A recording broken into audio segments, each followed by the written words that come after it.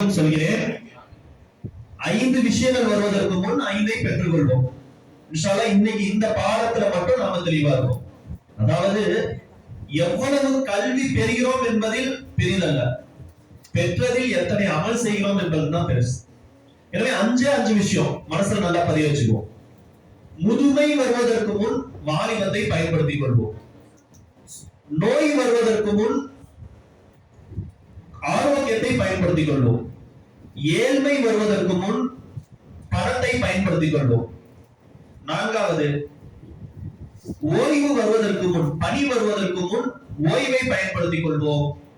ஹயாத்திக்க கபல மௌத்திக்க, மௌத்து வருவதற்கு முன் ஹயாத்தை பயன்படுத்திக் கொள்வோம்.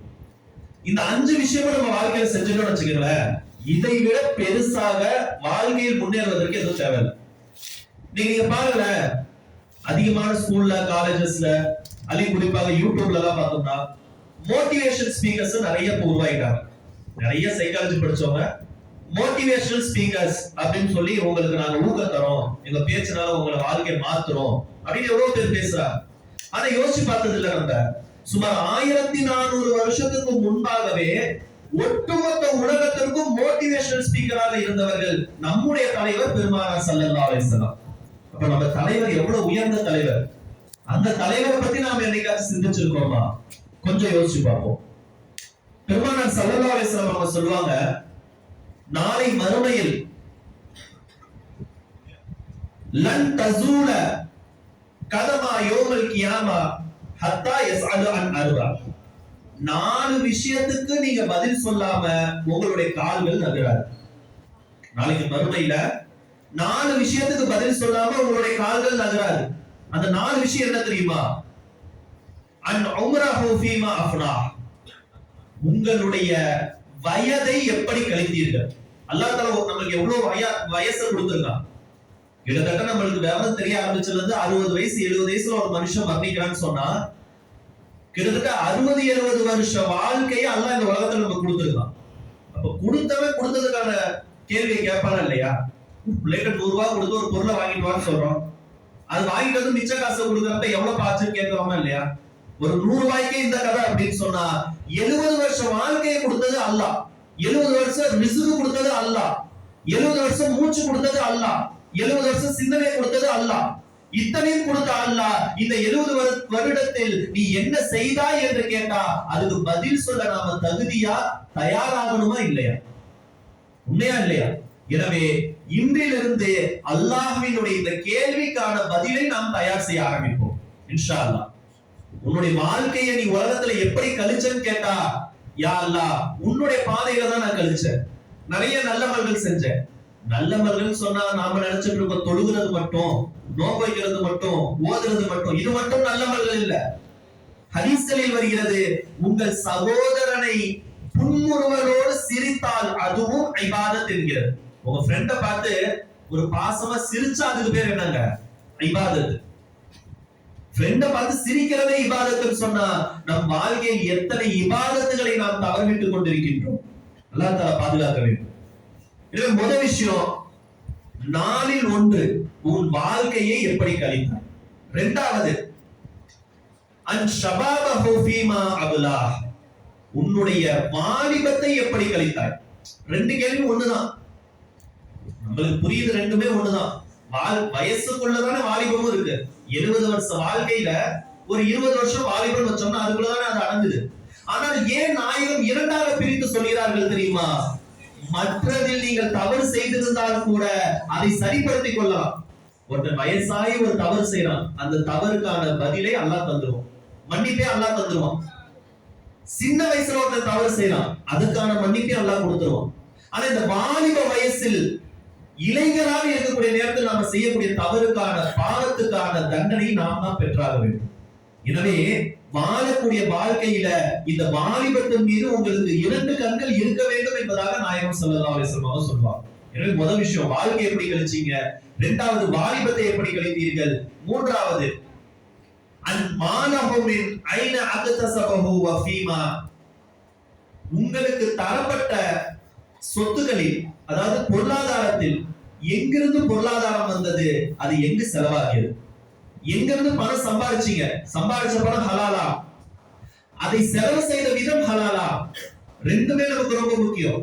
நிறைய பேர் நினைச்சுக்கிட்டோம் ஹலாலா சம்பாதிக்கணும், எதுல வேணாலும் பயன்படுத்தலாம். அப்படி இல்ல, வரும் வழியும் ஹலாலாக இருக்க வேண்டும், அது செல்லும் வழியும் ஹலாலாக இருக்க வேண்டும்.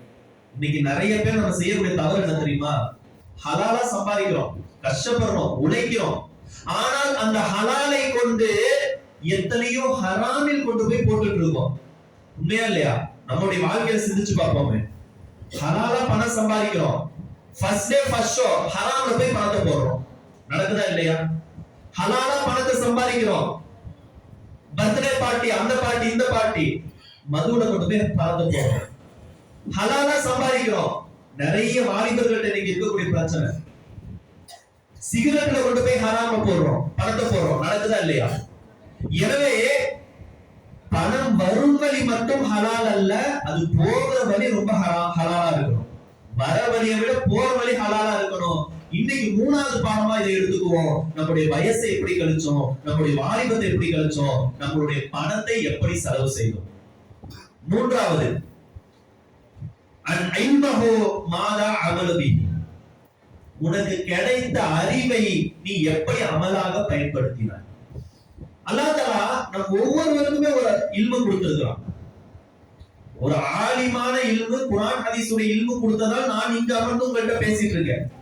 ஆனா இங்க இருக்க ஒவ்வொரு இளைஞர்கள்ட்டும் ஒரு விதமான இல்மு இருக்கும்.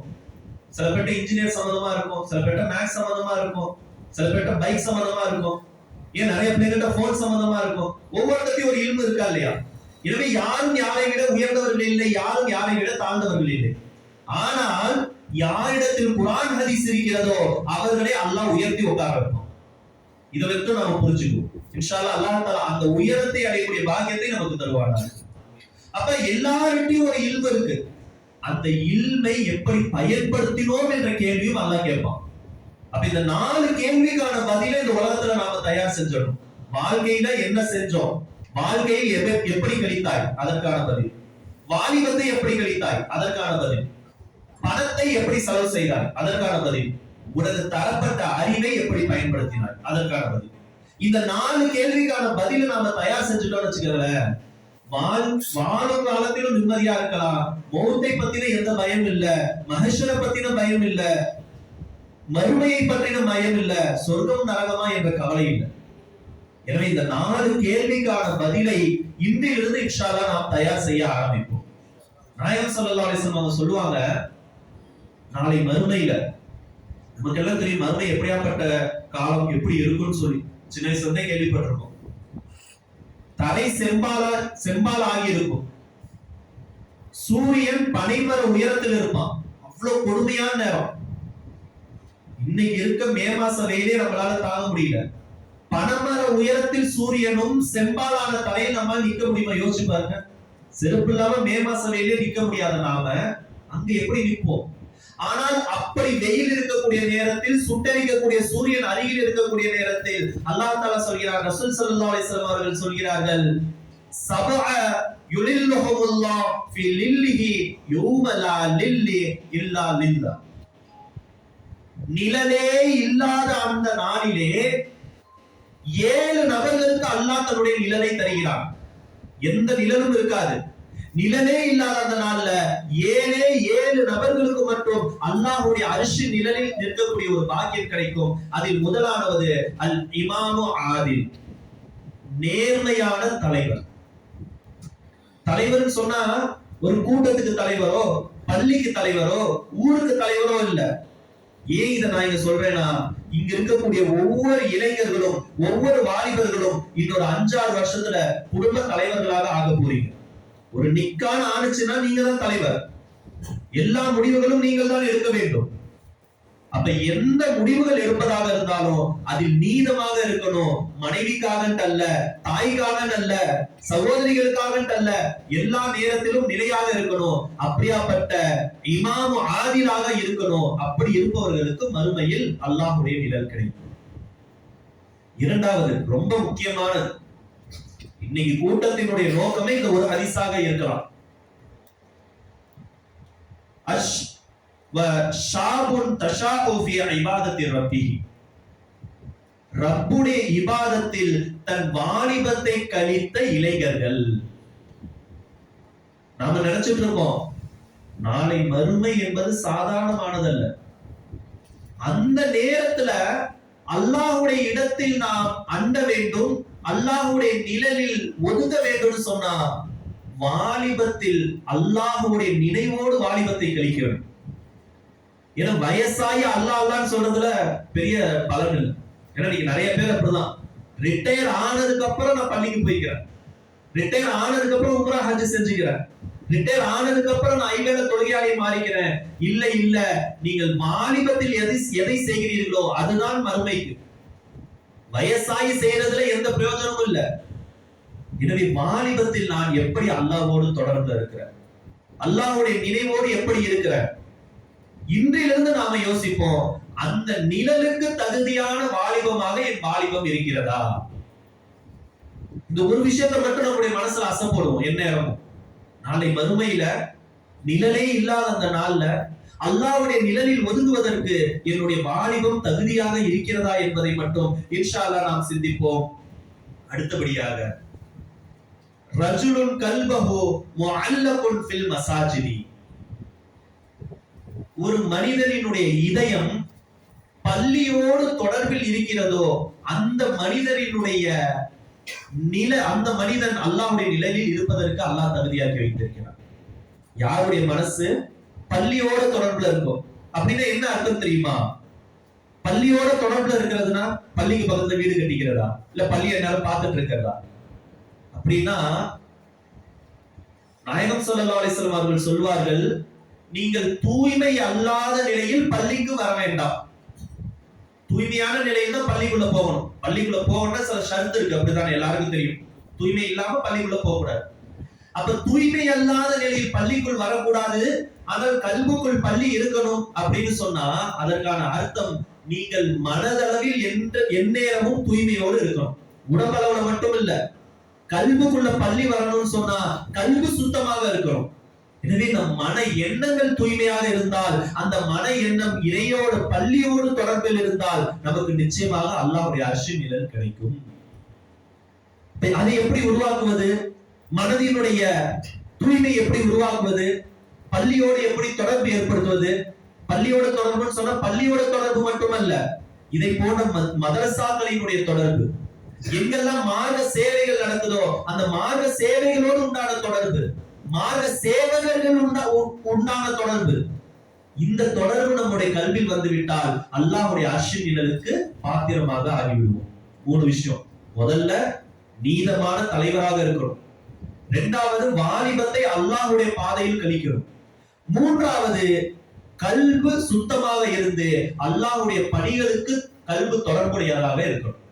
நாலாவது ரஜுலுன் தஹாப ஃபில்லாஹ் இஜ்திமாஉ அலைஹி வ தஃபர்ரகு அலைஹி. ரொம்ப முக்கியமான விஷயம், குறிப்பா வாலிபர்களுக்கு இது ரொம்ப முக்கியமான விஷயம். நீங்கள் இருவர் சந்திப்பதாக இருந்தால் அல்லது இருவர் நட்பு கொள்வதாக இருந்தால் அது அல்லாஹ்வுக்காக இருக்க வேண்டும். அதே நீங்கள் இருவர் பிரிவதாக இருந்தால் அல்லாஹ்வுக்காக பிரிய வேண்டும். இன்னைக்கு நீங்க யோசிச்சு பாருங்களேன், நான் என் ஃப்ரெண்ட் அல்லாஹ்வுக்காக நேசிக்கிறேன் எத்தனை பேர் சொல்றோம்? அல்லாஹ்வுக்காக நேசிக்கக்கூடிய எத்தனை ஃப்ரெண்ட்ஸ் நாம உருவாக்கி வச்சிருக்கிறோம்? ஏன்னு சொன்னா வாலிபத்துல ரொம்ப முக்கியமான விஷயம் ஃப்ரெண்ட்ஷிப். இந்த ஃப்ரெண்ட்ஷிப் நல்லதா அமைஞ்சிட்டா வாழ்க்கையும் நல்லதா அமைஞ்சிடும். ஒரு கால் ஃப்ரெண்ட்ஷிப் மோசமானது ஆச்சுன்னா நமக்கெல்லாம் தெரியும் வாழ்க்கையும் மோசமானதாயிடும். அப்ப பெருமானார் ஸல்லல்லாஹு அலைஹி வஸல்லம் அவங்க சொல்லி தராங்க, உன்னுடைய வாலிபத்தில் உன்னுடைய நண்பன் உனக்காக பரிந்து பேசக்கூடிய நண்பனாக இருக்கணும். இன்னொரு இடத்துல நாயகம் சொல்லுவாங்க, உன் நண்பனின் முகத்தை பார்த்தால் உனக்கு ஆறுதல் கிடைக்க வேண்டும் என்று சொல்வார்கள். நீங்க அப்படியேப்பட்ட நண்பர்கள் எத்தனை பேர்த்த நாம உருவாக்கி வச்சிருக்கோம்? நம்முடைய நண்பன் நமக்கான ஆறுதலாக இருக்கிறோம். நீங்க எல்லாம் நினைக்கிறீங்க பிரச்சனையே நண்பன் தாங்க, அப்படிதானே? அப்ப நம்முடைய நண்பன் நமக்கு ஆறுதலாக இருக்க வேண்டுமானா அவனுடைய கல்வில அல்லாஹ் இருக்கணும். அந்த கல்வை நான் நேசிக்கணும். ஏன் கல்வில அல்லாஹ் இருக்கணும், ஏன் கல்வை அவன் நேசிக்கணும். இப்படி அல்லாஹ்விற்காக நானும் அவனும் நேசம் கொண்டு அல்லாஹ்வுடைய பாதையில் நாங்கள் பயணமாக ஆரம்பித்து விட்டால் மறு உலகில் இல்ல, இந்த உலகிலே சொர்க்கத்தினுடைய வாழ்க்கையை வாழ்ந்து விடலாம். இன்ஷாஅல்லாஹ் அந்த சொர்க்கத்தினுடைய வாழ்க்கையை அல்லாஹ் நமக்கு தந்தருள்வானா. நாயகம் ஸல்லல்லாஹு அலைஹி வஸல்லம் பிரபலமான ஒரு ஹதீஸ், நம்மள கேள்விப்பட்ட ஹதீஸ், மீண்டும் ஞாபகம் செய்கிறேன். உங்களுடைய நண்பன், உங்களுடைய தோழன் என்பவன் எப்படிப்பட்டவர் தெரியுமா? இரண்டு விதமான நண்பர்கள் இருக்கிறார்கள். நாயகம் சொல்லக்கூடிய வார்த்தை, ஒன்று கஸ்தூரி விற்பவன், இன்னொன்று கொல்லன். கொல்லப்பட்டவர்க்குல்ல, பற்றையில இரும்படிக்கக்கூடிய கொல்லன். இந்த கஸ்தூரி விற்கக்கூடிய நண்பனோடு நீ சேர்ந்தால் உன்மீதும் கஸ்தூரி வாசம் வீசும். அதே கொல்லப்பட்டவையில் இருக்கக்கூடிய கொல்லனோடு உனக்கு நட்பு இருந்தால் அவன் மீது இருக்கக்கூடிய வாடைதான் உன் மீது வீசும். எனவே நீ கஸ்தூரி விற்பவனை நேசிக்கிறாயா, கொல்லனை நேசிக்கிறாயா என்பதை நீயே முடிவு செய்து கொள். பெருமானார் ஸல்லல்லாஹு அலைஹி வஸல்லத்தினுடைய வார்த்தை. எனவே நாம யாரோட சேர்றோமோ அதை பொறுத்து நம்முடைய குணங்கள் அமையும்.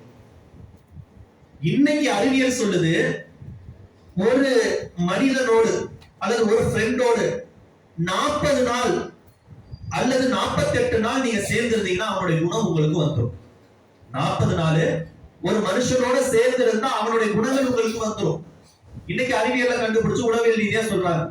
ஆனால் இதை 1400 வருஷத்துக்கு முன்னாடி நாயகம் ஸல்லல்லாஹு அலைஹி வஸல்லம் அவங்க சொல்லி இருக்கிறாங்க, நீ யாரோடு சேருகிறாயோ அவனுடைய வாசம் உன் மீது வீசும். அப்படின்னா ஃப்ரெண்டு மேல அடிக்கக்கூடிய அத்தர் வாசம் நம்ம வீசுகிறது இல்ல, அவனுடைய குணங்கள் நம்மில் பிரதிபலிக்கும். எனவே இன்றிலிருந்து நீங்கள் யாரோடு சேர்கிறீர்கள் அதுல ரொம்ப கவனமா இருங்க. இரண்டாவது, உங்களோடு யாரு சேர்றாங்களோ அவங்களுக்கு நீங்க தான் பொறுப்பு. நீங்க ஒரு நண்பனோடு சேர்றீங்கன்னு சொன்னா உங்களுக்கு அந்த நண்பன் பொறுப்பு.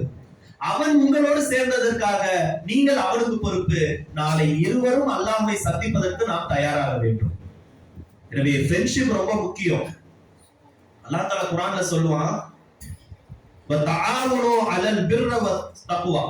நீங்க நண்பர்களாக இருந்தால் அல்லாஹ்வுடைய இறை அச்சத்திலும் நல்ல காரியத்திலும் உதவி செய்து கொள்ளுங்கள். ஆனா நீங்க இதுக்கு உதவி செய்யாதீங்க. எதுக்கு தெரியுமா? இல்லா இஸ்ம வல் அத்வான். அதாவது ஒருவருக்கு ஒருவர் பாவங்கள் செய்வதற்கும் துரோகங்கள் செய்வதற்கும் உதவி கொள்ளாதீர்கள் என்பதாக அல்லாஹ் குர்ஆனில் சொல்லுவான். நாயகம் ஸல்லல்லாஹு அலைஹி வஸல்லம் சொல்வாங்க, மனுஷன்ல ஆக சிறந்த மனிதன் யாரு தெரியுமா? இந்த ஹதீஸை நம்ம என்னைக்காச்சும் படிச்சிருக்கிறோமா? ஹைருல் அஸ்ஹாபி, சகோதரனில் அல்லது ஃப்ரெண்ட்ஸ்ல யாரு சிறந்தவங்க? ஹைருல் அஸ்ஹாபி இந்தல்லாஹ் ஹைருல் லிசாஹிபி. யாரு தெரியுமா நண்பர்களில் சிறந்தவர்கள்? அல்லாஹ்விடத்தில் இவர்கள் சிறந்தவர்கள் யார் என்றால், தன்னுடைய தோழனிடத்தில், தன் நண்பனிடத்தில் யார் சிறந்தவர்களோ அவர்கள் அல்லாஹ்விடத்தில் சிறந்தவர்கள். அப்படியாப்பட்டவர்கள் உலகத்தில் சிறந்தவர்கள் என்பதாக நாயகம் ஸல்லல்லாஹு அலைஹி வஸல்லம் சொல்றாங்க.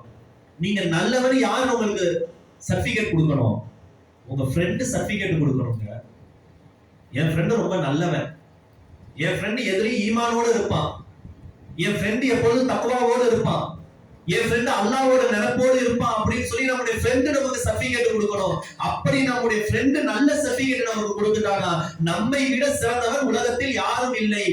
நம்மை விட சிறந்தவன் என்பதை விட அல்லாஹ்விடத்தில் சிறந்தவன் யாரும் இல்லை. அல்லாஹ்விடத்தில் நாம சிறந்தவனா மாறணுமா இல்லையா? எனவே இன்ஷா அல்லாஹ் அல்லாஹ்விடத்தில் சிறந்தவனாக மாற வேண்டும் என்றால் நமக்குள் தக்வா வர வேண்டும். அந்த தக்வாவை பார்த்து நம்முடைய நண்பன் நம்மை நேசிக்க வேண்டும். இமாம் கஸ்ஸாலி ரஹ்மத்துல்லாஹி அலைஹி ஒரு விஷயம் சொல்லுவாங்க, நண்பர்களில் 3 வகையான நண்பர்கள் இருக்காங்க. முதல் வகையான நண்பர், அவர்கள் உணவு மாதிரி என்னைக்குமே தேவைப்பட்டுட்டே இருக்கும். பசிச்சா அந்த உணவு வேணும். சோறு இல்லாம இருக்க முடியுமா? ஒரு நாளைக்கு 3 முறை 4 முறை பசிக்குது, பசிக்கிறப்பெல்லாம் சோறு வேணும். இப்படி பசிக்கும் போதெல்லாம் உணவு தேவைப்படுவதை போல சில நண்பர்கள் இருப்பார்கள். அந்த நண்பர்கள் நல்லவர்களாக இருக்க வேண்டும். இரண்டாவது, சில நண்பர்கள் மருந்தை போல எப்பயாச்சும் தேவைப்படுவோம். இவங்க நல்லவங்களே கெட்டவங்களோ தேவைக்கு அவர்கள் இருப்பார்கள். அவர்கள் கொஞ்சம் எட்டனா இருக்கணும். மருந்து டெய்லியுமா சாப்பிடுறோம், நோய் வந்தா சாப்பிடுவோம். சில நண்பர்கள் உணவை போல, சில நண்பர்கள் மருந்தை போல, சில நண்பர்கள் நோயை போல. கூடவே வரக்கூடாது. இந்த நோயுள்ள நண்பன் வாழ்க்கையில இருக்கவே கூடாது.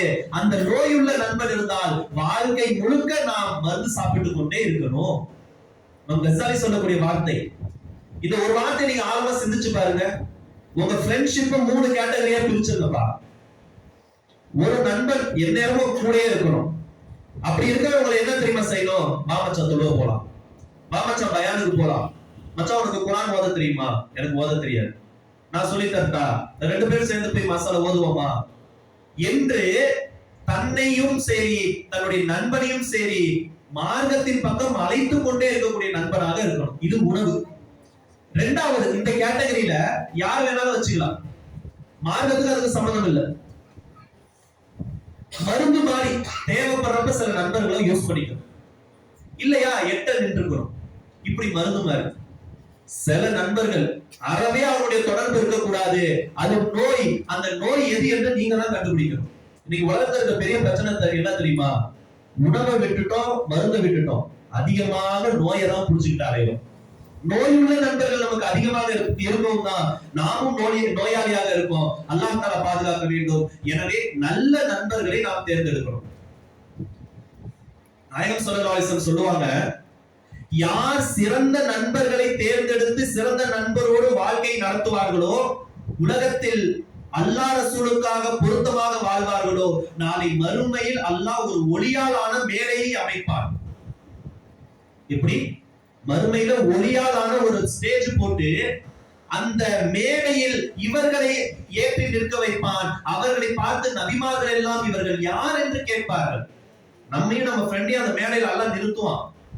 அப்ப நிறுத்தும் போது நபிமார்கள் கேட்பாங்க, யார் இவங்க? அப்ப அல்லாஹ் சொல்லுவானா, இவர்கள் இருவரும் எனக்காக நேசித்துக் கொண்டார்கள், எனக்காக நேசித்த இருவருக்கு நான் பொறுப்பு என்கிறான் அல்லாஹ் தஆலா. எனவே அப்படியாப்பட்ட ஒரு ஃப்ரெண்ட்ஷிப்பை நாம இன்னையில இருந்து பேண ஆரம்பிப்போம். கேட்பான் அல்லாஹ்ட்ட.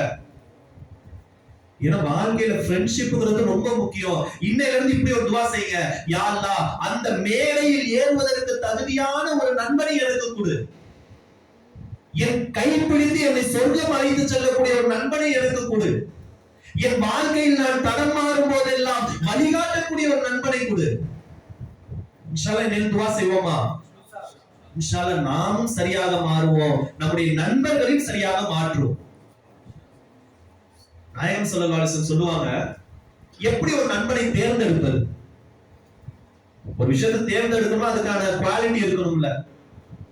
நாயகம் ஸல்லல்லாஹு அலைஹி வஸல்லம் சொல்றாங்க, ஒரு நண்பனின் முகத்தை பார்த்தால் உங்களுக்கு அல்லாஹ்வே ஞாபகம் வர வேண்டும். ஒரு ஃப்ரெண்ட பாக்குறீங்க, பார்த்தோனே அல்லாஹ்வுடைய ஞாபகம் வந்துச்சு, அவன் தான் ஒரு ஃப்ரெண்ட். 2வது, அவனோடு அருகில் அமர்ந்தால் உங்களுடைய அறிவு வளரணும்.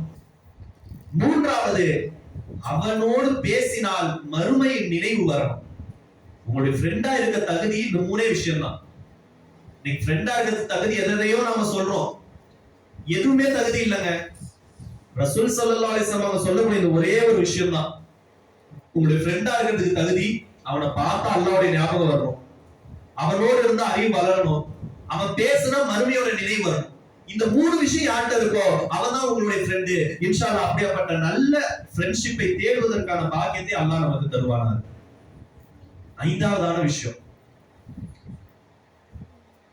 ரஜுலுன் தலபத்து அம்ராஅத்து தாத்து மன்சிப் வ ஜமாலி. ரொம்ப முக்கியமான விஷயம். நான் ஏன் இந்த ஹதீஸை எடுத்துட்டு வந்தேன்னா, இந்த புகாரில இந்த ஒரு ஹதீஸை மட்டும் தான் எடுத்துட்டு வந்தேன்.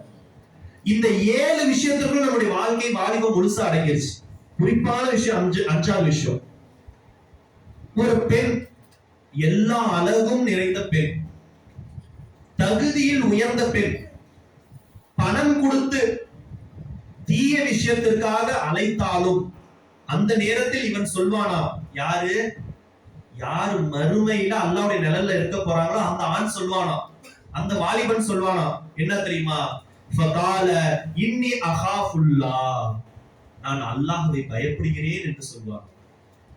நாயகம் ஸல்லல்லாஹு அலைஹி வஸல்லம் சொல்வாங்க, என்னுடைய உம்மத்துல ஆண்களுக்கான மிகப்பெரிய சோதனையே பெண்கள் தான் என்பார்கள். குறிப்பா நீங்க வாலிபர்களுக்கு பெண்களை விட பெரிய சோதனை எதுவுமே இல்லை. உண்மையா இல்லையா? அப்ப இந்த சோதனையிலிருந்து நாம் எப்படி வெளிவருவது? குறிப்பாக இன்னைக்கு இஸ்லாமிய ஆண்களிடத்தில் விபச்சாரம் அதிகம் பெருகிவிட்டது. காதல் என்ற பெயர் நடக்குதா இல்லையா? எத்தனை விஷயங்கள் கேள்விப்படுறோமா இல்லையா? இதிலிருந்து நாம் எப்படி வெளிவருவது, நம்முடைய நண்பனை எப்படி வெளிக்கொண்டு வருவது? இதையெல்லாம் பள்ளியாசனுடைய மைக்ல பேச முடியாது, ஜும்மாவுடைய நேரத்தில் பேச முடியாது. எனவே இந்த நேரத்தில் நாம் பேசுகிறோம், பேச வேண்டிய கட்டாயம். இந்த அஞ்சாவது சொல்ல ரொம்ப கவனமா இருக்கணும். ஒரு பெண் என்னை இச்சைக்கு அழைத்தாலும் நான் அவளை விட்டு விருண்டு ஓட வேண்டும், சொல்ல வேண்டும், அஹாஃப் அல்லாஹ், அல்லாஹ்வுடைய ஹவுஃப், பயத்தில் நான் இருக்கிறேன், நான் நிச்சயமாக வரமாட்டேன். புகாரில் ஒரு ஹதீஸ் வரும், நீங்கள் எல்லாரும் கேள்விப்பட்டிருக்கலாம். ஒரு 3 நண்பர்கள் மலைப்பாதை வழியாக நடந்து போயிட்டு இருக்காங்க. 3 நண்பர்கள் மலைப்பாதை வழியா நடந்து போயிட்டு இருக்காங்க. மழை பெய்யுது. ஒரு குகைக்குள்ள மலைக்காக 3 பேரும் ஒதுங்குறாங்க. குகையினுடைய வாசல் மூடிடுச்சு. மேல இருந்து ஒரு கல்லு உருண்டு வந்து குகையுடைய வாசல் மூடிடுச்சு. இப்ப இந்த 3 பேரும் என்ன செய்யறதுன்னு தெரியல. அப்போ ஒரு 3 பேர் சேர்ந்து ஒரு முடிவு எடுக்கிறாங்க. நாம நம்முடைய வாழ்க்கையில ஏதாச்சும் ஒரு நல்ல விஷயம் செஞ்சிருப்போம்ல, அந்த நல்ல விஷயத்தை சொல்லி துவா செய்வோம். அது உண்மையா இருந்துச்சுன்னா அல்லாஹ் தஆலா அந்த கதவை திறந்துருவான் அப்படின்னு சொல்லி 3 பேரும் ஒரு முடிவு எடுக்கிறாங்க. உண்மையும் அதுதான்.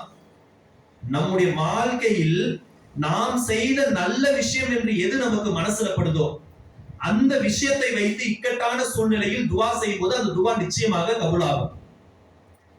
எனவே இன்ஷால்லா நிறைய நல்ல அமல்களை நாம செய்யணும்னு சொல்றதுக்கு காரணம் என்ன தெரியுமா? இது போன்ற இக்கட்டான நேரத்தில் அது பாதுகாக்கும். அப்ப அத முதல்ல ஒருத்தன் துவா செய்யறான். முதல் நண்பன் துவா செய்யறான், யா அல்லாஹ், நான் ஒரு வியாபாரி, அவர் ஒரு வியாபாரம் செய்யக்கூடியவர். நான் வியாபாரங்கள் செய்து பணம் சம்பாதித்து வீட்டுக்கு வந்து அவருடைய தாய் தந்தை இருப்பாங்க. தாய் தந்தைக்கு உணவு கொடுத்து தாய் தந்தை சாப்பிட்ட பிறகுதான் தன்னுடைய மனைவி மக்களுக்கு உணவு கொடுப்பார். அவருடைய அன்றாட வழக்கம். இப்படி நான் ஒவ்வொரு நாளும் செய்து கொண்டிருக்க, ஒரு நாள் நான் வீட்டுக்கு போறதுக்கு லேட் ஆயிடுச்சு. அந்த மனுஷன் சொல்றாரு, வீட்டுக்கு போறதுக்கு லேட் ஆயிடுச்சு. அப்பா அம்மா தூங்கிட்டாங்க. அவர்கள் தூங்கி விட்டார்கள் என்பதற்காக நானும் உணவு சாப்பிடல, என் மனைவிக்கும் சாப்பாடு கொடுக்கல, என் பிள்ளைகளுக்கும் பசியால இருக்கு சாப்பாடு கொடுக்கல. என் தாய் தந்தை கண்முழிக்கும் வரை நான் நின்று கொண்டே இருந்தேன். அவர்கள் கண்முழித்த பிறகு அவர்களுக்கான உணவை கொடுத்து விட்டுதான் நாங்கள் சாப்பிட்டோம். என் வாழ்வில் எனக்கு தெரிந்து நான் செய்த ஒரு நல்ல அமல் இதுதான் அப்படின்னு அவர் துவா செய்யறார். யோசிச்சு பாருங்க. அப்ப தாய் தந்தைக்கு எந்த அளவுக்கு இஸ்ஸத்து கொடுக்க வேண்டும். என்னதான் இருந்தாலும் சரி, 1000 நேசிக்கக்கூடிய மனைவியாக இருந்தாலும் சரி, உயிருக்குயிரான காதலியாக இருந்தாலும் சரி, தாய் தந்தைக்கு அடுத்தபடிதான் அவங்க. என்னுடைய உஸ்தாத் சொல்லுவாங்க, உங்களுடைய மனைவி என்பவள், ஏன்னா இன்னொரு 5-6 வருஷத்துல எல்லாருமே திருமணம் முடிக்க போறீங்க, அப்படிதானே? உங்களுடைய மனைவி என்பவள் என்னதான் 10 ரூபாய்க்கு தொப்பியா இருந்தாலும் அதை தலையில தான் போட முடியும். 1000 ரூபாய்க்கு செருப்பா இருந்தாலும் காலில் தான் போட முடியும். தாய் தந்தை என்பவர்கள் தொப்பிய மாதிரி, அவங்க 10 ரூபாய் தகுதி உள்ளவங்களா இருக்கலாம், ஆனா தலையில தான் வைக்கணும். மனைவி கோடி ரூபாய் சொத்துக்கு அதிபதியா இருக்கலாம், கோடி சந்தோஷத்தை தருபவனாக இருக்கலாம், காலுக்கு கீழ் தான் இருக்க முடியும்.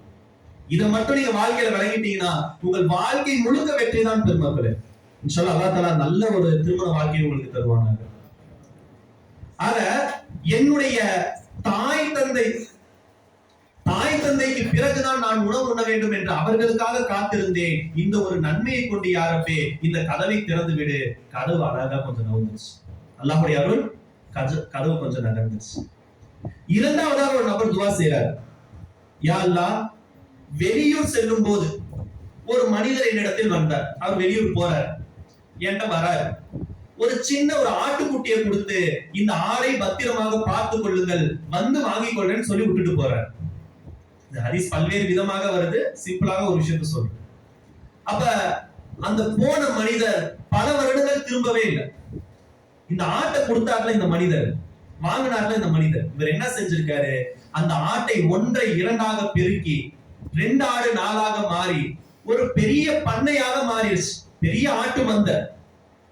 இந்த போன மனுஷர் ஒரு 10 வருஷம் கழிச்சு வந்து கேட்கிறாரு, இப்ப நான் அன்னைக்கு ஒரு ஆடு விட்டுட்டு போனேன், அந்த ஆடு இப்ப எப்படி இருக்கா இல்லையா, இல்ல அதுக்கான பணத்தை கொடு அப்படின்னு கேட்கும்போது, உங்களுடைய ஆடு சேமிப்பாக இருக்கு, இதோ பாருங்கள் மிகப்பெரிய மந்தை நிக்குது, அது உங்களுடைய ஆட்டிலிருந்து வந்ததுதான், இந்த மந்தை முழுக்க உங்களுக்கு தான் சொல்லி நான் எந்த பிரதிபலனும் இல்லாமல் கொடுத்த அமானத்தை நான் பாதுகாத்தேன். அமானிதமா கொடுத்த ஒரு பொருளை நான் பாதுகாத்தேன். என் வாழ்க்கையில் நான் செய்த ஒரு நல்ல மனிதன் தான். யா ரப்பே, இதன் பரக்கத்தால் ஏற்றுக்கொள். அல்லாஹ் உடனே கபூல் செஞ்சான். அந்த இஹ்லாஸ் அல்லாஹ் உடனே கபூல் செஞ்சா, கதவு சற்று திறந்தது. மூன்றாவதாக ஒரு ஆள் துவா செய்றார். முக்கியமான விஷயம், மூன்றாவதாக நபர் துவா செய்றார். இவருக்கு திருமணம் செய்ய தகுதியான தன்னுடைய தந்தையின் சகோதரியின் மகள், சிச்சா பொண்ணு அல்லது பெரியப்பா பொண்ணு. இந்த பொண்ணு ரொம்ப அழகான பொண்ணு, ஊர்ல ரொம்ப பெரிய ஊர்ல ரொம்ப ஏழையான பெண். அந்த பெண் ஊர்ல பெரிய பஞ்சம் வந்துருச்சு, ஊர்ல பெரிய பஞ்சம் வந்துருச்சு. இந்த ஆண்மகன் இருக்கானே, அந்த புகையில மாட்டிட்டு இருக்கக்கூடிய அந்த பையன் ஊர்ல மிகப்பெரிய ஆள், அவங்க கையில சொத்து பத்தெல்லாம் நிறைய இருக்கு. அப்ப ஊர் முழுக்க பஞ்சம் வரக்கூடிய நேரத்துல இவங்களுடைய வீட்டுல மட்டும் தானியங்கள் இருக்கு, கோதுமை அரிசி எல்லாம் இவங்க வீட்டுல இருக்கு. அப்ப இந்த பையன் என்ன பண்றான், எல்லோருக்கும் வாரி வாரி வீட்டுக்கு வர சொல்லி எல்லாருக்கும் கொடுக்குறான். அப்படி கொடுத்து கொண்டு இருக்கக்கூடிய நேரத்துல அந்த பெண்ணும் வரா. இவனுக்கு ஹலாலான பெண்ணு தான் திருமணம் முடிச்சா, ஆனா இன்னும் திருமணம் ஆகல. ஆனா அந்த பெண் ரொம்ப அழகா இருக்கா. அந்த பெண்ணை பார்த்த உடனே அந்த நேரத்தில் இவனுக்கு தோணுது, இந்த பெண்ணை நான் எப்படியாவது அனுபவித்து விட வேண்டும். அப்ப அந்த பெண்ணிட்ட கேட்கிறான், நான் உனக்கு ஒரு மூட்டை அரிசிக்கு பதிலாக 2 மூட்டை தரேன், 2 மூட்டை கோதுமை கொடுக்குறேன், ஆனால் என்னுடைய ஆசைக்கு நீ இணங்க வேண்டும். அப்ப அந்த பெண்ணை யோசிக்கிறா, யா அல்லாஹ், நான் ஏழ்மைப்பட்டவன், பஞ்சத்துல வேற இருக்கேன், எனவே இவனுடைய ஆசைக்கு நான் அடிபணிந்தால் என் குடும்பம் சாப்பிடும், அதற்காக நான் ஒத்துழைக்கிறேன்னு சொல்லி அவனோடு போறான். போயிட்டு ஹதீஸ்களில் வரக்கூடிய வார்த்தை, அவளின் 2 கால்களுக்கு இடையில் இவன் அமர்ந்திருக்கிறான். நேரத்தை பாருங்க, நல்லா கவனிக்கணும். சில ஹதீஸ்களை ஹதீஸ்களாக படிக்க கூடாது, வாழ்க்கை உணர்வாக படிக்கணும், அப்பதான் அதனுடைய அர்த்தங்கள் புரியும். அவளின் 2 கால்களுக்கு இடையில் அவன் நிற்கக்கூடிய நேரத்துல அப்பா ஒரு வார்த்தை சொல்றா, நீ அல்லாஹ்வை பயந்துக்கோ, நீ எனக்கு திருமணம் ஆகியிருந்தால், நீ கபில்துன்னு சொல்லி என்னை நிக்காஹ் செய்திருந்தால் நான் உனக்கு ஹலாலானவள், ஆனால் இப்பொழுது நான் உனக்கு ஹராம் ஆனவள், என்னை நீ தொடுவதை கொண்டு ஒரு ஹராமை செய்ய போகிறாய், அல்லாஹ்விற்கு பயந்து கொள் என்று அவள் சொன்னாள். அவள் சொன்ன அந்த வார்த்தை என்னுடைய காதில் இடியாக விழுந்தது. உடனே நான் எழுந்து விட்டேன். அந்த நேரத்துல நான் நினைச்சிருந்த எதை வேணாலும் செஞ்சிருக்கலாம், என்னால கட்டுப்படுத்த முடியாத ஆசை. ஆனால் அந்த நேரத்தில் ரப்பே நான் உனக்கு பயந்தேன், உடனே நான் எழுந்தேன். இந்த பரக்கத்தால் இந்த கதவை தரன்னு சொன்ன உடனே முழுதாக அந்த கதவு திறந்தது. 3 பேரும் வெளியே வந்தார்கள் என்று ஹதீஸில் நாயகம் ஸல்லல்லாஹு அலைஹி வஸல்லம் அவர்கள் சொல்லி தரக்கூடிய பாடம். இந்த 3 சம்பவத்தையும் சொன்னது நாயகம் ஸல்லல்லாஹு அலைஹி வஸல்லம். இப்ப எதற்காக சொல்கிறோம் என்றால், ஹலாலான தொடர்பில் இருக்கக்கூடியவர்களை கொண்டுதான் அல்லாஹ் ஹலால்களை ஏற்படுத்துவான். ஹலாலான தொடர்பில் இருந்து பெறக்கூடிய குழந்தைகள் மூலமாக தான் ஹலாலான ரிஸ்கை அல்லாஹ் தருவான். எனவே இன்றிலிருந்து இந்த ஒரு துவாவையும் நீங்கள் சேர்த்துக் கொள்ளுங்க. ஒன்று, வாழ்க்கைக்கு ரொம்ப முக்கியம், யா அல்லாஹ் நல்ல நண்பனை கொடு, தக்வா நிறைந்த நண்பனை கொடு. இரண்டாவது, எனக்கு தகுதியான உனக்கு பொருத்தமான திருமண ஜோடியை எனக்கு கொடு. குறிப்பா நான் இளைஞர்களுக்கு சொல்லுவேன், வாழ்க்கையில ரொம்ப முக்கியமான கட்டம் எது தெரியுமா? இந்த 25 வருஷம் நீங்க தாய் தந்தையோடு வாழ்றீங்கல்ல, தனியாக வாழ்றீங்கல்ல, சிங்கிள்ஸா வாழ்றீங்கல்ல, இது பெருசல்ல. இந்த 25 வருஷத்துக்கு அப்புறம் உங்களுக்கான ஒரு துணை வந்து அந்த துணையோடு 40 வருஷ காலம் நீங்கள் பயணிக்க வேண்டும். அந்த துணையோடு ஒன்றாக நீங்கள் இருக்க வேண்டும், ஒன்றாக படுக்க வேண்டும், ஒன்றாக குழந்தை பெற வேண்டும். எவ்வளவு பெரிய வாழ்க்கை அது! உங்களுடைய சிறிய அறிவை கொண்டு அதை சிந்தித்து விடாதீர்கள். அந்த ஒரு விஷயத்தை மட்டும், திருமணத்தினுடைய ஜோடாவை தேர்ந்தெடுப்பதை மட்டும் அல்லாஹ்விடத்தில் விட்டு விடுங்கள். சாலிஹான திருமண ஜோடாவை அல்லாஹ் உங்களுக்கு தருவான். அதிகமான நபருக்கு நான் சொல்லி தரக்கூடியது, யா அல்லாஹ், நான் இந்த பொண்ணை லவ் பண்ணிட்டேன், அந்த பொண்ணை எனக்கு கொடுன்னு கேட்காதீங்க. யா அல்லாஹ், அந்த பொண்ணு எனக்கு சரியாக இருந்தால் எனக்கு கொடு, இல்லை என்றால் என்னுடைய 40 வருஷ வாழ்க்கையை பாதுகாத்து, அந்த பொண்ணுடைய 40 வருஷ வாழ்க்கையை பாதுகாத்து, எனக்கு எது சரியோ, எனக்கு எது தகுதியோ அந்த பெண்ணை எனக்கு நீ திருமணம் முடித்து கொடு என்று நாம் துவா செய்வோம். இந்த துவா நல்ல துவாவா இல்லையா? இன்ஷால்லா இது தொடர்பான அடுத்தடுத்த விளக்கங்களை அடுத்தடுத்த மஜ்லிஸ்களில் தருவோம். ஏன்னா நேரம் இல்லை, அதனால சுருக்கி சொல்றேன். எனவே முதல் விஷயம், நீதமான தலைவனாக இருக்க வேண்டும். இரண்டாவது, வாலிபத்தை அல்லாஹ்விற்காக கழிக்க வேண்டும். மூன்றாவது, நண்பர்களோடு சேர்வதாக இருந்தாலும் பிரிவதாக இருந்தாலும் அல்லாஹ்விற்காக இருக்க வேண்டும். நான்காவது, ஒரு பெண் நம்மை தவறான வழிக்கு அழைத்தாலும் நான் அல்லாஹ்வை பயப்படுகிறேன் என்று சொல்ல வேண்டும். அடுத்தபடியாக கடைசியாக 7வதான விஷயம், அர்-ரஜுலுன் தகரல்லாஹு ஹாலியன் ஃபவாலத் அய்யானுஹு. இறைவனினுடைய பயத்தினால் தனிமையில் கண்ணீர் சிந்தி அல்லாஹ்விடத்தில் துஆ செய்பவன் யாரோ அவன் நாளை மறுமையில் அல்லாஹ்வோட நிழலில் இருப்பான். எனவே இன்ஷா அல்லாஹ் இன்றிலிருந்து நமக்கான தனியான கொஞ்சம் நேரத்தை நாம ஒதுக்குவோம். அது வீடாக இருக்கட்டும், பள்ளியாக இருக்கட்டும், யாரும் இல்லாத தனிமையான இடமா இருக்கட்டும், கொஞ்ச நேரம் அல்லாஹ்கிட்ட யாரெல்லாம் இந்த தவறு நான் செஞ்சுட்டேன், என்னுடைய வாலிபத்தை பொருந்திக்கோ, என்னை பொருந்திக்கோ என்று சொல்லி கொஞ்ச நேரம் அல்லாஹ்விற்காக கண்ணீர் விட்டு அழுகுவோம். இந்த 7 விஷயத்தையும் இன்று நாம் மனசுல வச்சுக்குவோம். இந்த 7 விஷயத்தையும் உங்கள் மனதியோடு எடுத்து செல்லுங்கள்.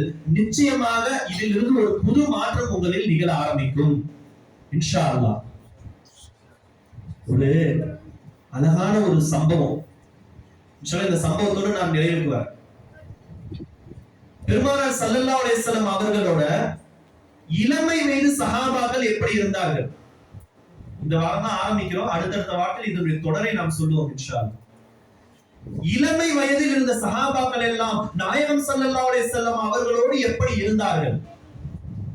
ஒரு அழகான ஒரு சஹாபி முஸ்அப் இப்னு உமைர் ரலியல்லாஹு என்ற சஹாபி. இவங்களுக்கு வயசு எத்தனை தெரியுமா? 15 அல்லது 16. உங்க பேர் என்ன? முஸ்அப். சொல்லுங்க. முஸ்அப் இப்னு உமைர். இவங்களுக்கு 15 அல்லது 16 வயசு. ராஜா வீட்டு கண்ணுக்குட்டி, மிகப்பெரிய பணக்காரரினுடைய மகன் முஸ்அப். சாதாரண அல்ல முஸ்அப், மக்காவுல மிகப்பெரிய பணக்காரர். அவருடைய தாயும் தந்தை மிகப்பெரிய பணக்காரர். முஸ்அப்பை பற்றி ஹதீஸ்களில் எழுதுகிறாங்க கிதாப்ல, முஸ்அப் ஒரு நாள் அணிந்த ஆடையை மறுநாள் அணிய மாட்டார். அந்த முஸ்அப் எப்படியாப்பட்டவர்? அந்த 15-16 வயசு பையன் ஒரு நாள் போட்ட ட்ரெஸ் அடுத்த நாள் போட மாட்டார். ஏன்னா அடுத்த நாளைக்கு புது ட்ரெஸ் இருக்கும். வருஷம் முழுக்க புது உடை அணிபவர். முஸ்அப் ஒரு பாதையை கடந்து போனா மக்கள் எல்லாம் சொல்லுவாங்க, இந்த பாதையில முஸ்அப் போயிருக்காருன்னு சொல்லி. ஏன்னா அவர் பூசக்கூடிய அத்தர் உலகத்திலே விலை உயர்ந்தது. அரபு தேசத்துல அவரை போல அத்தர் பூசுறது யாரும் கிடையாது. அவ்வளவு பெரிய பணக்காரர். இந்த பிஞ்சு மனசுல நாயகம் ஸல்லல்லாஹு அலைஹி வஸல்லம் அவர்கள் சொல்லக்கூடிய லா இலாஹ இல்லல்லாஹ் முஹம்மது ரசூலுல்லாஹ் கல்புக்குள் பாயுது. கலிமாவை ஏற்றுக்கொள்கிறாரு, இஸ்லாத்தை ஏற்றுக்கொள்கிறார். இஸ்லாத்தை ஏற்ற உடனே அவருடைய வீட்டுல பிரச்சனை ஆரம்பிக்குது. நீ முகமது நபியோட போக கூடாது, முகமது நபியோட மனதை மாற்றி விட்டார், அவரோடு நீ செல்லக்கூடாதுன்னு சொல்லி எவ்வளவோ அடிச்சு பாக்குறாங்க, உணவு தராம சிதைக்கிறாங்க, வதைக்கிறாங்க. ஆனா முஸ்அப் கேட்கவே இல்லை. ஏன் இதை சொல்றேன்னு சொன்னா, இந்த வாலிபத்தில் நம்முடைய மனதில் இருக்கக்கூடிய ஈமானினுடைய வலு பலமாக இருக்கணும். நாம் கொண்ட கொள்கையில் உறுதியாக இருக்கிறோம். அப்ப முஸ்அப் ரலியல்லாஹு தஆலா அவங்க வீட்டை விட்டு வெளியே வர முடியல, வீட்டுக்குள் சிறை வைத்து விட்டார்கள், சாப்பிட உணவு கொடுக்கல. யோசிச்சு பாருங்க, ஒரு நாள் அணிந்த ஆடையை மறுநாள் அணியாத அந்த பிள்ளை உலகத்துல எவ்வளவு சிறந்த உணவுகளை சாப்பிட்டிருப்பாரு. ஆனால் எப்பொழுது இஸ்லாத்தை ஏற்றாரோ அவருக்கான உணவுகள் தலையாயிருச்சு, அவருக்கான குடிப்புகள் தலையாயிருச்சு, அவருக்கான உடைகள் தலையாயிருச்சு. அவருக்கு என்று இருந்த சுதந்திரமும் இல்லாம போச்சு. வீட்டை விட்டு வெளியே வர முடியாது. வெளியே விட்டா நீ நேரம் முஹம்மது ஸல்லல்லாஹு அலைஹி வஸல்லம் பாப்ப, வீட்டை விட்டு வெளியே போக கூடாது. கிட்டத்தட்ட 2 வருஷம் வீட்டுக்குள் சிறை இருந்தார்கள். ஆள் ஒடுங்கி போயிட்டாங்க, உணவு இல்லாம. சொந்த தாய், ஆனால் முஹம்மது நபியை ஏற்றுக்கொண்டால் நான் உனக்கு தாய் அல்ல என்று ஒரு கட்டத்துல வீட்டை விட்டு வெளியே போக சொல்லிடுறாங்க. முஸ்அப் ரலியல்லாஹு அன்ஹு ஓடி வருகிறார்கள் நாயகம் ஸல்லல்லாஹு அலைஹி வஸல்லம் அவர்கள்ட்ட. வந்த உடனே நாயகத்தை பார்த்து அவர்கள் சொன்ன முதல் வார்த்தை என்ன தெரியுமா? ஃபிதாக உம்மி அபி வ ரூஹி யா ரசூலல்லாஹ். யா ரசூலல்லாஹ், என் தாய் தந்தை என் உடல் உயிர் அனைத்தும் உங்களுக்கு அர்ப்பணம். நான் சாப்பிடாம இருந்தாலும் சரி, குடிக்காம இருந்தாலும் சரி, என் தாய் என்னை விரட்டினாலும் சரி, என் தந்தை என்னை வதைத்தாலும் சரி, யா ரசூலல்லாஹ், நீங்கள் தான் என்னுடைய உயிர், உங்கள் மார்க்கம் தான் என்னுடைய உயிர். உங்களுடைய மார்க்கத்திற்காக உங்களுக்காக எதை வேண்டுமானாலும் நான் இழப்பேன், ஆனால் என் ஈமானை இழக்க மாட்டேன். எவ்வளவு உயர்வான ஈமான்! நாயகம் பார்க்கிறாங்க, இந்த பிள்ளை இங்க இருக்கிறது சரியில்லை. வயசு 18 ஆகுது. அபிசீனியாவிற்கு இவர்களை ஹிஜ்ரத் அனுப்புறாங்க. அபிசீனியாங்கிற ஊருக்கு நீங்க போயிருங்க கொஞ்ச நாள், மக்காவுக்குள்ள இருக்க வேண்டாம், இருந்தா உங்களை கொலை பண்ணிடுவாங்கன்னு சொல்லி அபிசீனியாவுக்கு அனுப்பிடுறாங்க. அபிசீனியாவுக்கு போறாங்க. 2 வருட காலங்கள் அங்கே இருக்கிறார்கள். மீண்டும் திரும்பி வராங்க. ரசூலுல்லாஹ் பார்க்கணுங்கிற ஆசை, மீண்டும் திரும்பி வராங்க. வரும்போது எப்படி வந்தார்கள் தெரியுமா? ஹதீஸ்களில் எழுதுகிறார்கள், கிழிந்த ஆடைகள், 2 வருடமாக போட்டு ஆடை துவைத்து துவைத்து நைந்து போன ஆடைகள். யோசிச்சு பாருங்க, எவ்வளவு பெரிய, ஒரு நாள் அணிந்த துணியை மறுநாள் அணியாத, ஒரு நாள் அணிந்த துணியை மறுநாள் அணியாத அந்த முஸ்அப் நைந்த உடையை, கிழிந்த ஆடையை போட்டுக்கொண்டு வராங்க நாயகம் ஸல்லல்லாஹு அலைஹி வஸல்லம் அவங்கள்ட்ட. வயிறெல்லாம் ஒட்டி போகுது, கண்ணங்கள் எல்லாம் ஒட்டி போய் கண்ணில் உயிரை வைத்துக் கொண்டு வராங்க. முஸ்அப் நடந்து வர வர வர 20 வயசு பையன் ஏதோ 40 வயது கிழவனை போன்ற காட்சி. கூடுதல் சாப்பிடாமல் முஸ்அபினுடைய அந்த தோற்றத்தை பார்த்து விட்டு நாயகம் ஸல்லல்லாஹு அலைஹி வஸல்லம் அவர்கள் அழுதார்கள். பல மணி நேரம் தேம்பி அழுதார்கள். முஸ்அபே, உனக்கா இந்த நிலை? என்னை நீ ஏற்றுக்கொண்டதற்காக, என்னுடைய கலிமாவை ஏற்றுக்கொண்டதற்காக இப்படி ஒரு நிலையிலா நீ வர வேண்டும் என்று நாயகம் கட்டி அழைத்து அழுதார்கள். சொல்லுவார்கள், நாயகம் அழுதார்கள் என்று ஒரு கிதாபே இருக்கு. எந்தெந்த நேரத்துல நாயகம் அழுதாங்கன்னு சொல்லி பல நேரத்துல நாயகம் அழுதிருக்காங்க. அப்படி நாயகம் அழுத அழுகைகளில் ஆக சிறந்த அழுகை என்று முஸ்அபிற்காக அழுத அழுகையை எழுதுவார்கள். இந்த முஸ்அபை நாயகம் பிறகு மதீனாவிற்கு அனுப்புவாங்க. இப்பதான் விஷயமே ஆரம்பிக்குது. இவ்வளவு கஷ்டங்கள் பட்டாலும், இவ்வளவு சிரமத்திற்கு பிறகும் மதீனாவுக்கு போகிறார்கள் முஸ்அப். அங்க 2 பேரை இஸ்லாத்துல ஆக்குனாங்க. 2 நாள் ஆச்சு, 4 8 ஆச்சு. கிட்டத்தட்ட 60க்கும் மேற்பட்டவர்களை இஸ்லாத்தில் இணைத்தார்கள். நாயகம் ஸல்லல்லாஹு மக்கால தான் இருக்காங்க, இன்னும் மதீனாவுக்கு போகல. மதீனாவுக்கு நாயகம் போவதற்கு முன்பாகவே அங்கு சில ஏற்பாடுகளை செய்து வைத்தார்கள் முஸ்அப். இறுதியாக ஹஜ்ஜுக்கு வரக்கூடிய நேரத்துல நூற்றுக்கணக்கான மக்களை இஸ்லாத்திற்கு ஏற்று இஸ்லாத்தை தழுவ செய்து நாயகம் ஸல்லல்லாஹு அலைஹி வஸல்லம் அவர்களிடத்தில் அழைத்து வந்தார்கள். முஸ்அப் ரலியல்லாஹு தஆலா அவர்கள் இறுதியாக உஹதுடைய போர்க்களத்துல முஸ்அப் ரலியல்லாஹு தஆலா அவர்கள் ஷஹீதாயிடுவாங்க. எப்படிப்பட்ட ஷஹீத் என்று சொன்னால், தன்னுடைய இறுதி மூச்சில் கூட இஸ்லாத்தின் கொடி கீழே விழக்கூடாது என்று வலது கையில் கொடி தாங்கி இருப்பாங்க. வலது கை வெட்டப்படும், இடது கையில் கொடியை தாங்குவாங்க. என் கை போனாலும் பரவாயில்லை, என் இஸ்லாத்தின் கொடியை நான் விட மாட்டேன். இடது கையில் கொடியை தாங்குவார்கள், இடது கை வெட்டப்படும். நெஞ்சில் தன்னுடைய கைகளால் அந்த கொடியை தாங்கி பிடித்தவர்களாக நெஞ்சம் வெட்டப்பட்டு அப்படியே சாய்ந்து விடுவார்கள். முஸ்அப் இப்னு உமைர் ரலியல்லாஹு தஆலா அவர்கள் எல்லா சஹாபாக்களுடைய உடல்களும் வைக்கப்பட்டிருக்கும். ஷஹீதான எல்லோருடைய உடலும் வைக்கப்பட்டிருக்கு. முஸ்அபினுடைய உடல் இருக்கு. முஸ்அபினுடைய உடலில் போர்த்துவதற்கு துணி இல்லாமல் இருக்கு. ஒரு துணி தலைக்கு இழுத்தால் காலுக்கு போதவில்லை, காலுக்கு இழுத்தால் தலைக்கு போதவில்லை. சஹாபாக்கள் எல்லாம் கலங்கி நிற்கிறார்கள். நாயகம் ஸல்லல்லாஹு அலைஹி வஸல்லம் அவர்கள் வருவார்கள். முஸ்அபினுடைய கால் மாட்டின் அருகிலே அமர்ந்து முஸ்அபை பார்த்து தேம்புவார்கள், அழுகுவார்கள். பல மணி நேரம் உஹதுடைய களத்தில் அழுதார்கள் முஸ்அப் இப்னு உமைருக்காக. யோசிச்சு பாருங்க, எத்தகைய காதல் இருந்திருக்கும், எத்தகைய நேசம் இருந்திருக்கும் நாயகம் ஸல்லல்லாஹு அலைஹி வஸல்லம் அவர்களுக்கு முஸ்அபின் மீது. முஸ்அபுக்கு எத்தனை நேசம் இருந்திருக்கும் நாயகம் ஸல்லல்லாஹு அலைஹி வஸல்லம். 25 வயதிற்குள் வாழ்க்கை முழுக்க முடித்து விட்டார்கள் முஸ்அப் இப்னு உமைர் ரலியல்லாஹு தஆலா. ஒரு வாலிபர், உங்கள் வயது. ஆனால் இன்று நம்முடைய நிலைமை என்ன பெருமக்களே? இந்த முஸ்அப் ரலியல்லாஹு தஆலா போன்ற பெரும் சஹாபாக்கள் நாதாக்கள் செய்த உயிர் தியாகம் இன்று இஸ்லாமியர்களாக நாம் இங்கு அமர்ந்திருக்கின்றோம். கலிமா சொல்லி சமத்துவத்தோடு இருக்கின்றோம். அல்லாஹ்வோடு நேரடி தொடர்போடு இருக்கின்றோம். ஆனால் என்றாவது இந்த தியாகிகளை நாம் நினைத்து பார்த்திருக்கின்றோமா? அவர்கள் செய்த தியாகத்தை படித்து பார்த்திருக்கின்றோமா? கொஞ்சம் சிந்தித்து பார்ப்போம் பெருமக்களே. நம்முடைய வாலிபம் என்பது இறைவன் நமக்கு கொடுத்த மிகப்பெரிய சொத்து. இந்த வாலிபத்தை முஸ்அபை போல, அலியை போல, ஹம்சாவை போல நம்முடைய வாழ்க்கையையும் நாம் வீரமாக மாற்றுவோம். இந்த வீரத்தை கொண்டு இஸ்லாத்தினுடைய மறுமலர்ச்சியை இந்த மண்ணிலே நாம் ஏற்படுத்துவோம். அத்தகைய நல்ல பெரும் பாக்கியத்தை நம்மை கொண்டு அல்லாஹ் தஆலா ஏற்படுத்தி தருவானாக. இஸ்லாத்திலே நிலைத்திருக்கக்கூடிய நல்லதொரு நசீபை நமக்கு தந்தருள்வானாக. நம்முடைய வாலிபத்தை பயன்படுத்திக் கொள்ளக்கூடிய நல்லதொரு பாக்கியத்தை வல்ல அல்லாஹ் தஆலா நமக்கு தந்தருள் புரிவானாக. வாஹித் அவான் அல்ஹம்துலில்லாஹி ரப்பில் ஆலமீன். அஸ்ஸலாமு அலைக்கும் வரஹ்மத்துல்லாஹி தஆலா வபரகாத்துஹு. வரக்கூடிய வாரங்களில் இதே போல நிகழ்ச்சிகள் அடுத்தடுத்து நடைபெறும். இன்னைக்கு இது வெறும் ஆரம்பம் தான். அடுத்தடுத்த நிகழ்ச்சிகளில் இன்ஷா அல்லாஹ் உங்களுக்கான தேவைகள் எது என்று நீங்க சொல்றீங்களோ அது சம்பந்தமான விளக்கங்கள், உங்களுக்கான கேள்விகள் ஏதேனும் இருந்தால் அதற்கான பதில்கள். நான் மீண்டும் சொல்றேன், இந்த ஒரு நிகழ்ச்சியை பயானாக தயவுசெய்து சொல்லாதீங்க. இனி பயான்கிற வார்த்தை கூட சொல்லாதீங்க, தர்பியான்னு சொல்லிக்கிறது. இந்த தர்பியா நிகழ்ச்சிக்கு 15 நாளைக்கு ஒரு முறை வருவோம். இது ஒரு ஒன்று கூடல் நிகழ்ச்சி. இது ஒரு ஒன்று கூடல் நிகழ்ச்சி.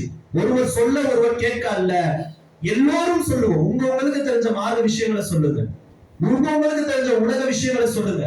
அதில் மார்க்க ரீதியாக எப்படி நாம் நடக்க வேண்டும் என்பதை எல்லோரும் கலந்து ஆலோசிப்போம். நமக்கான ஒரு புது பாதையை இன்ஷா அல்லாஹ் நாம் உருவாக்குவோம். செய்வோங்களா?